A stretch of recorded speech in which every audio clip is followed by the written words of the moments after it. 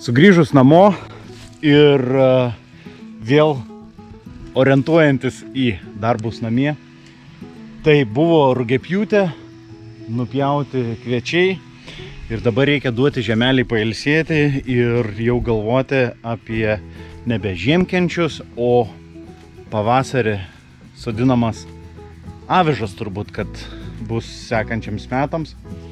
Tai žolytė dygsta, jau jinai aišku ir augo tarp kviečių, bet tam, kad žemę truputį pamaitinti žaliu pūdymu, vadinkime taip, ir natūraliai praturtinti, turbūt geriausias variantas yra, arba vienas iš geresnių, tai yra garstyčios. Jos, kaip sakant, suleis šaknis ir bus kaip žalia trąša, kuri, aišku, per žiemą pašals, o pavasarį teks jau aparti ir tada bus galima sodinti naują grūdinę kultūrą.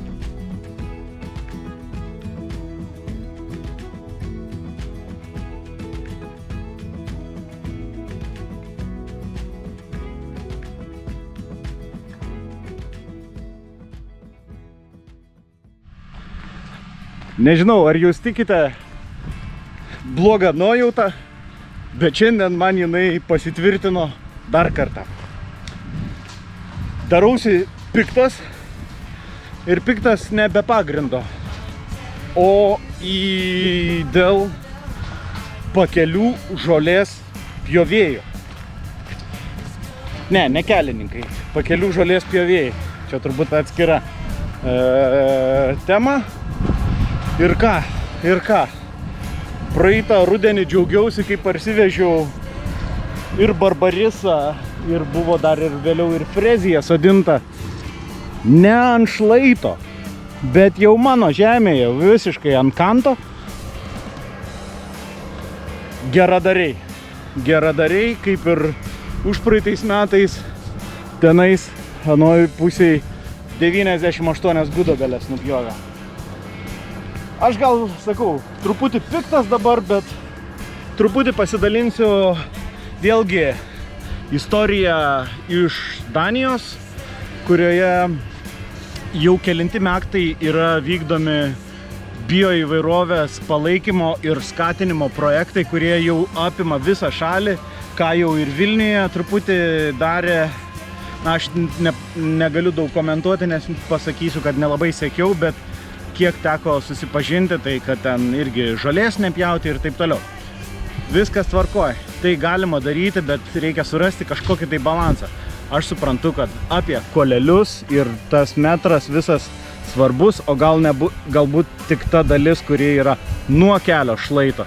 O kita pusė kelio šlaito iš tikrųjų galėtų, mano suvokimu, likti ir taip žolė augtų natūraliai ir nereikėtų tūkstančius tonų dizelio išbirbinti tiems traktoriams, o taip susiformuotų per visą šalį tokie žalieji koridoriai patiems mažiausiams mūsų ekosistemos gyventojams, kuriems yra svarbu turėti įvairovę, galimybę keliauti, nes kartais, kai viską nuskuta, o miestuose pasižiūrėjus į tas dykynės, kurias žmonės pasidaro robotais pjaunami žolelę. Na, sakau, atleiskit, gal truputį toksai neigiamas tonas skamba, bet galėčiau truputį dabar čia ilgai pašnekėti apie vėlgi pavyzdžius iš Danijos, kaip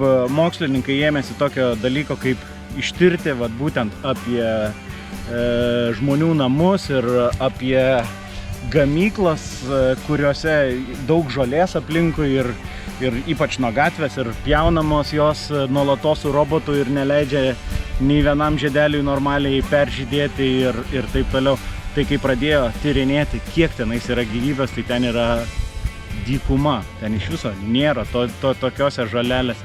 Ir po to, kai ilgą istoriją sutrumpinsiu, kada su entuziastų, mokslininkų, vietinių politikų pagalba pradėjo eiti pas verslininkus, pas žmonės ir įtikinėti.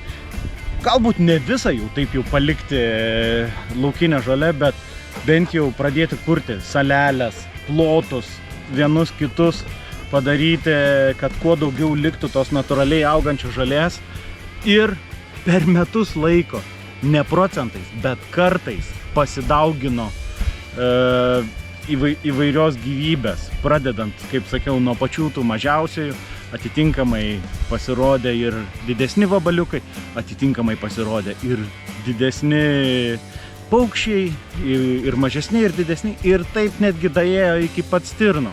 Sakau, aš sutrumpinu visą tą pasakojimą, yra labai, kas supranta daniškai, kas gali pasižiūrėti danišką televiziją, už dyką, yra atiduokit mums gamtą, vadinasi, gyvos natūron Tibet. Tai va. Tai vėlgi, sakau, apie tą žolės pjovimą aš linkęs kovoti gerąją prasme ir per savo pavyzdį.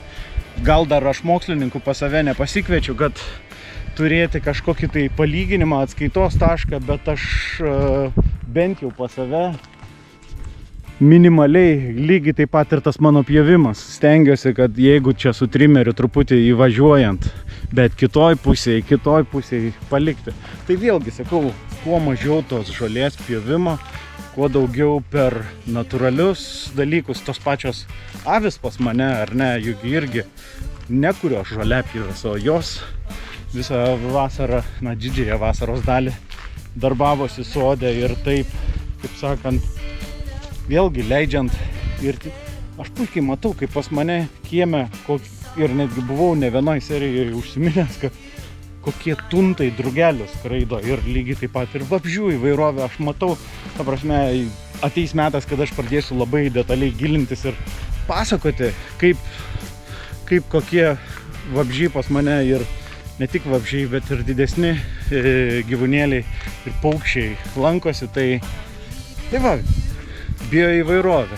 Dar kartą aš tai pabrėžiu ir sakau, parsivežu tą patirtį iš tos Danijos, kuri per savo irgi progresą truputį nusistekeno, bet dabar vėlgi labai progresyviai žiūri, kaip tai suderinti ir kaip tai įtraukti kuo daugiau žmonių, institucijų, kurios galvotų dizelio mažiau birbinimo, elektros mažiau naudojimo ir lygiai taip pat davimo daugiau, atidavimo atgal gamtai tų plotų, kurie gal, sakykime, nėra taip svarbus, bet nėra taip svarbus daryti, čia tik žmogaus sugalvota, arba, sakykime, kažko, kas sėdi sprendimų kėdėse, bet iš tikrųjų truputį pasidomėtų iš kitos pusės ir tada galėtų to Europos susibrėžtų žaliuoju kursu labiau eiti ir galėtų savo, nežinau, po mailais ar tenais kažkokiose savo svetainėse pasirašyti. O, mes čia žalesni tapom ir sutaupėm dizelio. Taip, tai va, tai svarbu tai daryti ir patys palikit saleles. Bent jau savo galiniuose kiemuose laukiniam žolėm augti. Patys pamatysit. Ir paukščiukų atskris, ir drugelio atskris, ir patiems gražiau bus.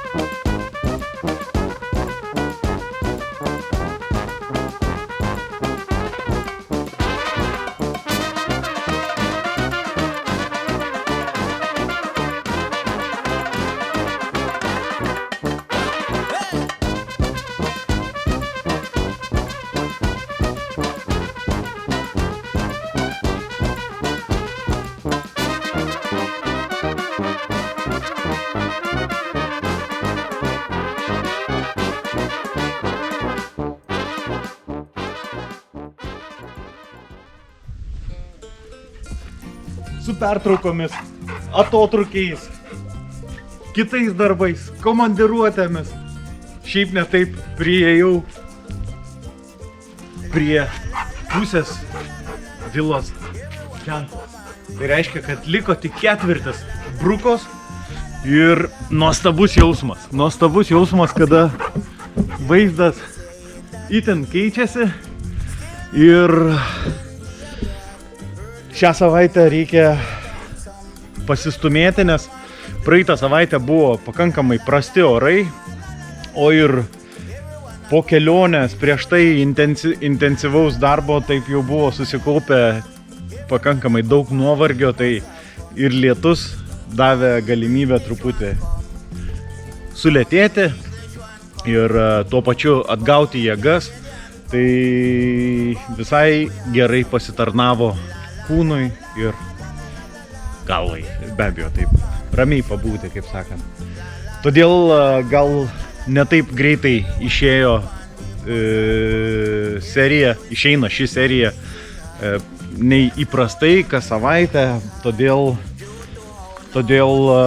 noriu padėkoti už jūsų supratingumą ir kantrybę ir palaikymą. Na, bent jau matau, kad tie, kas paspaudė subscribe, jau yra 1500. Gal kažkam tai atrodo juokingas skaičius, lyginant ten su kitų kūrėjų tūkstančiais. Man užtenka tiek. Bus daugiau, bus malonu, yra kiek yra, aš džiaugiuosi tom, kas yra. Tai va, judesys, bet dar mano sporto salė nesibaigė, o kaip sakiau, kad kol orai leidžia, nes kai lietus, tai tikrai menkas džiaugsmas ir klūpėti, ir su tais akmenim dirbti, tai todėl norisi paskubėti, pasidaryti tą darbą, kuris, sakykime, labiausiai geriausia daryti sausesniu oru. O per tuos didžiuosius lietus tai labai pasijuto tas malonumas, kai yra jau išeini ir nereikia braidyti po tešlynus, po balas, o ta dalis kiemo, kuri dar, sakykime, neaišku, kada bus kažkuom padengta, tai primena apie tą laikmetį, kada buvo visas kiemas toksai balomis, tešlomis išvažinėtas. Na, bet be abejo, viskam reikia praeiti, kaip sakant, šitą periodą, visose statybose yra tas periodas. Tai va, kimbu toliau ir judesys toks, judant link pabaigos.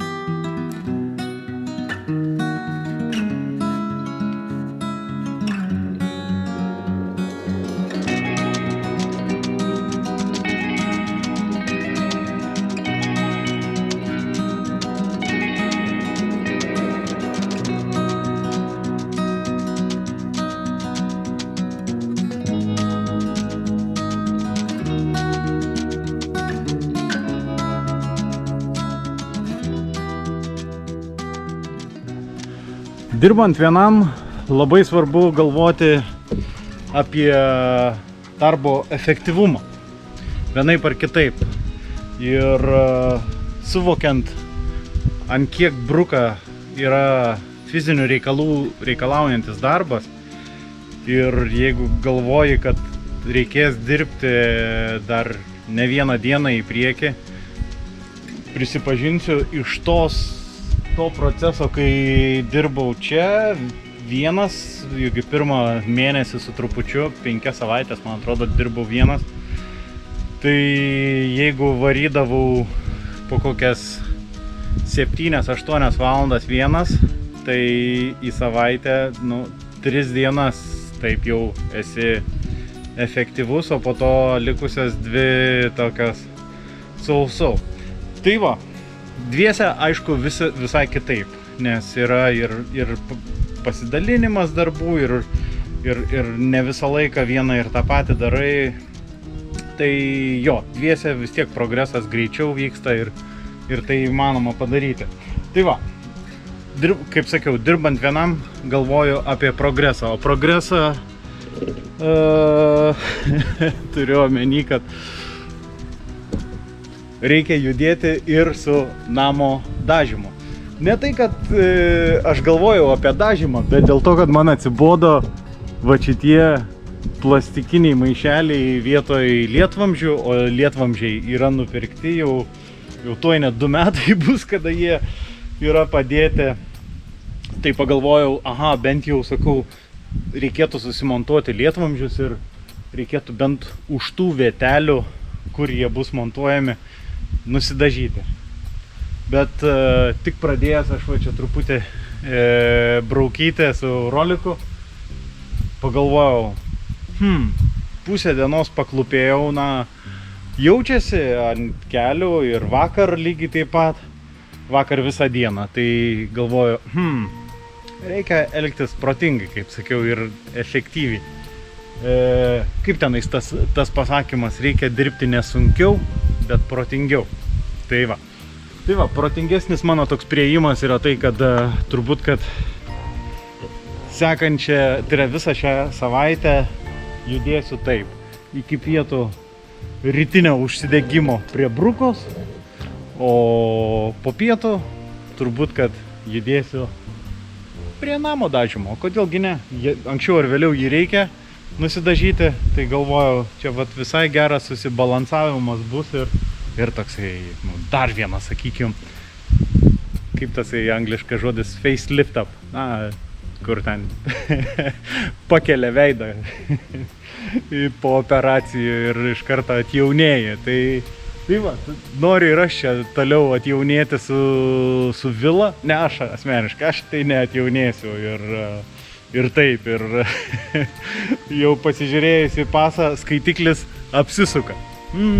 O skaitiklis apsisuko dar ties vienu momentu, tai yra jo, kaip ir minėjau, subscriberiai, tai yra labai, dar kartą aš kartojuosi jau serijoje 2 kartą, bet, vienaip ar kitaip, džiugesys. Tai dar kartą noriu jums padėkoti už pridedamus nykščius, pasirašoma, užsisakant mano kanalą, ten paspaudžiant mygtuką subscribe. Tie, kas paremėte Contribui ir Patreon platformose, nuoroda yra video aprašyme žemiau. Tad ačiū Jums dar kartą už supratingumą, už palaikymą ir už įkvėpimą. Taip, Jūs irgi mane įkvėpėt viskuom, savo pastebėjimais, apsilankymais, susipažinimais. Kiek nuostabių žmonių jau pavyko per tuos 2,5 metų pažinti, susipažinti būtent per internetą, per serijas ir po to gyvai pabendrauti. Tai išsiplečiau. Sakau, dar kartą dėkui ir iki sekančios serijos.